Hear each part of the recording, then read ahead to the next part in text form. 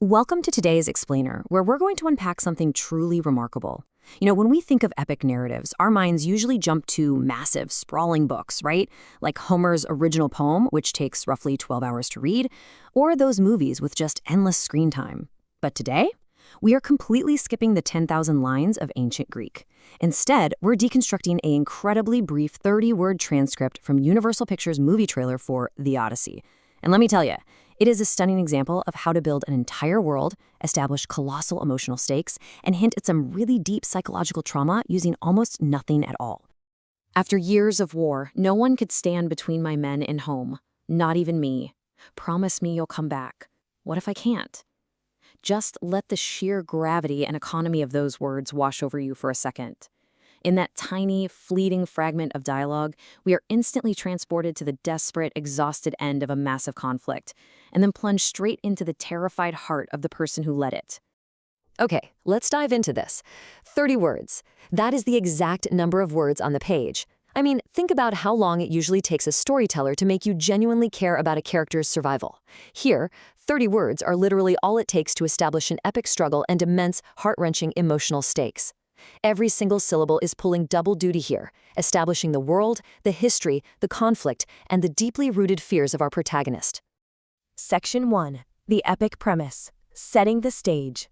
Starting right in the ashes of the battlefield, this brilliantly illustrates the contrast between the sprawling scope of the conflict and the highly intimate, interpersonal stakes of the commander. On one hand, you have years of war.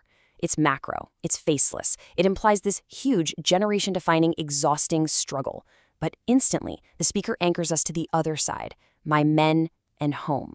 It's micro, it's deeply, deeply personal. The epic scale of the war is actually only important because it's the obstacle keeping these specific men from their specific families. The protagonist frames his men as an absolute force of nature. Just look at this foundation. They've survived years of brutal war, they've overcome all external enemies, and now they possess this singular, unbreakable focus on home. The supreme confidence radiating from these initial lines completely sets up an expectation for us as the audience. We are being perfectly primed for a triumphant, unstoppable, heroic return. Like absolutely nothing can stand in their way. Section 2. The internal threat. The psychological shift. Not even me. Now, what is really fascinating here is how this incredibly short, 3-word phrase completely shatters the invincibility that was built up just moments before. The commander just finished telling us that no external enemy could stop his men, but by adding, not even me, he suddenly places himself in the role of a potential obstacle. It's a shocking, jarring admission of weakness from a battle-hardened leader. So why would a leader be his own greatest obstacle? I mean, we've all faced moments where, after overcoming huge external hurdles, our own anxiety becomes the final boss, right? This is the heavy subtext we really have to grapple with. The text is hinting at a massive psychological toll. Is it survivor's guilt? Is it the trauma of the unspeakable things he had to do to survive those years of war? There's the sudden realization of self-sabotage here, the absolutely terrifying idea that you might have survived the literal war, only to find that your own mind is the final enemy keeping you from finding peace. So the crucial point here is understanding the logical flow of the protagonist's journey.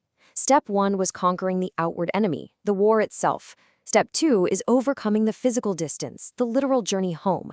But step 3, the ultimate conflict, isn't the war or the ocean or the monsters. It's confronting his own internal doubt. The true obstacle is the leader's own fractured state of mind. Section 3. The vulnerable core, an intimate dialogue. This brings a completely different kind of tension. We have the demand facing off against the doubt. This stark call-and-response dynamic perfectly visualizes the devastating clash between the expectations of those on the home front and the unseen trauma of those on the front line. Promise me you'll come back. This right here is the anchor of the home front. It's a desperate plea from a partner, a loved one, a family member. Think about the insanely heavy burden of duty placed upon the speaker by this single emotionally charged request. It's an impossible promise to make in a world completely governed by chaos and war, yet it is the very human demand for reassurance that everyone wants to hear. Notice the stark juxtaposition of his mindset here. Initially, he had absolute certainty. No one could stand between my men and home. He believes in his men entirely. But then, faced with the prospect of his own return, there is absolute, terrifying uncertainty. What if I can't? He has complete faith in his soldier's salvation, but he is terrified by the uncertainty of his own fate. He honestly doesn't know if the man who left for war even exists anymore to come back. What if I can't? The text doesn't give us a neat, comforting answer. It just stops right there, leaving us hanging on the edge of the cliff. It leaves us wrestling with this deep, unresolved tension. If a hero can conquer the world, but is terrified he can't conquer himself, what does it truly take to finally make it home? Thank you so much for joining me for this explainer, and I'll leave you to think about that.